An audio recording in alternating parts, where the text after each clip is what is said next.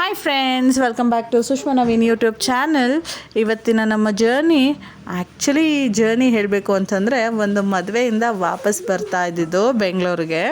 ನಮ್ಮ ತೋಜು ಇದ್ದಾನಲ್ಲ, ಅವನು ಅಮ್ಮ ಚಿಚ್ಚಿ ಚಿಚ್ಚಿ ಅಂದ.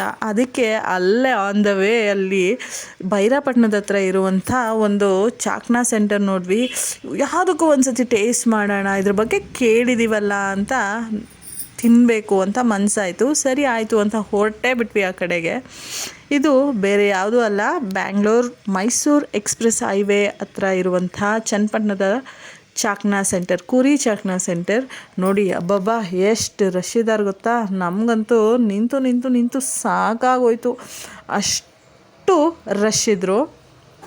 ಏನಕ್ಕಷ್ಟು ರಶ್ ಅಂತ ಕೇಳಿದ್ರೆ, ಅಲ್ಲಿ ಮಾಡೋ ವಿಧಾನ ನೋಡಿ. ಅಲ್ಲಿ ಒಂದು ಸ್ಟ್ಯಾಂಡ್ ಹಾಕಿ ಅದರ ಮೇಲೆ ಒಂದು ಬಾಣಲೆ ಇಟ್ಟು ಇಜ್ಲು ಎಲ್ಲ ಇಟ್ಟು ಅದಕ್ಕೆ ಬೆಂಕಿಯನ್ನು ಹಾಕಿ ಫಸ್ಟು ಅದನ್ನು ಕೆಂಡ ಮಾಡ್ಕೋತಾರೆ.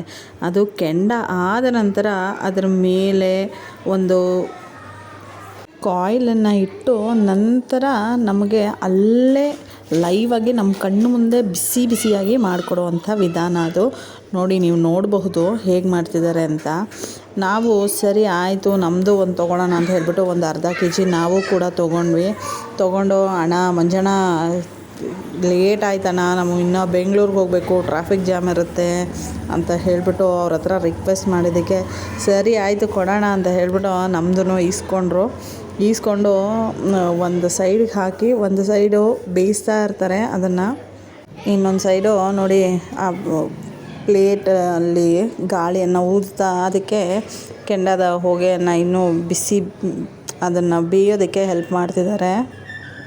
ನಾವು ಅಷ್ಟೊತ್ತು ನಿಂತಿದ್ರೂ ಕೂಡ ನಮ್ಗೆ ಅಷ್ಟು ಬೇಗ ಸಿಗೋದಕ್ಕೆ ಕಾರಣ ನಮ್ಮ ತೋಜು. ಅವನಂತೂ ಫುಲ್ಲು ರಿಕ್ವೆಸ್ಟ್ ಮಾಡ್ದ. ನೋಡಿ ಅಲ್ಲೇ ಮುಂದೆನೇ ನಿಂತಿದ್ದಾನೆ, ನಾನು ನೋಡ್ತೀನಿ ಆ ಚಿಚ್ಚಿ ಮಾಡೋದನ್ನು ನೋಡ್ತೀನಿ ಅಂತ ಹೇಳಿಬಿಟ್ಟು ಅಲ್ಲೇ ಮುಂದೆನೇ ನಿಂತಿದ್ದಾನೆ.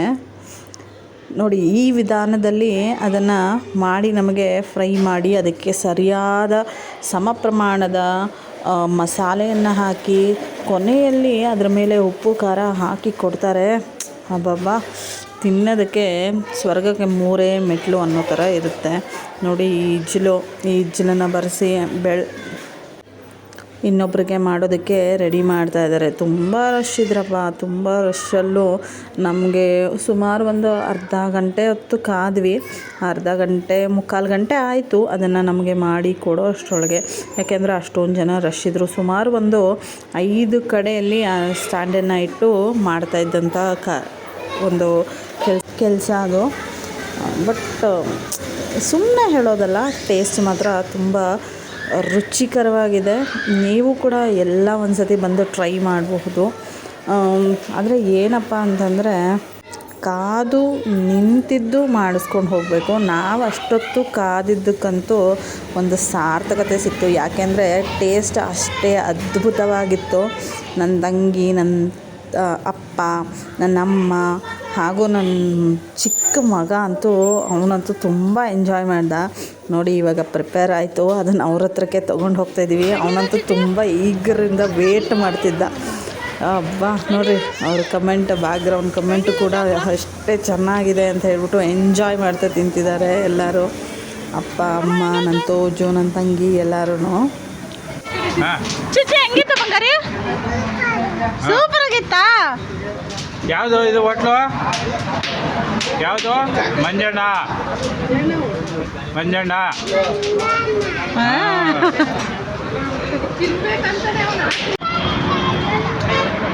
ಹಲೋ ಫ್ರೆಂಡ್ಸ್, ರೈಟ್ ಚಾಕ್ನಾ, ಮೈಸೂರು ರೋಡು, ಚನ್ನಪಟ್ಟಣ, ದೊಡ್ಡಮಳೂರು ಹೋಬಳಿ, ಬೈರಾಪಟ್ಟಣ, ಮೈಸೂರು ರೋಡಲ್ಲಿದೆ. ಎಲ್ಲ ಬಂದು ಟೇಸ್ಟ್ ನೋಡಿ, ಚೆನ್ನಾಗಿದೆ, ಸೂಪರಾಗಿದೆ, ಎಂಜಾಯ್ ಮಾಡಿ.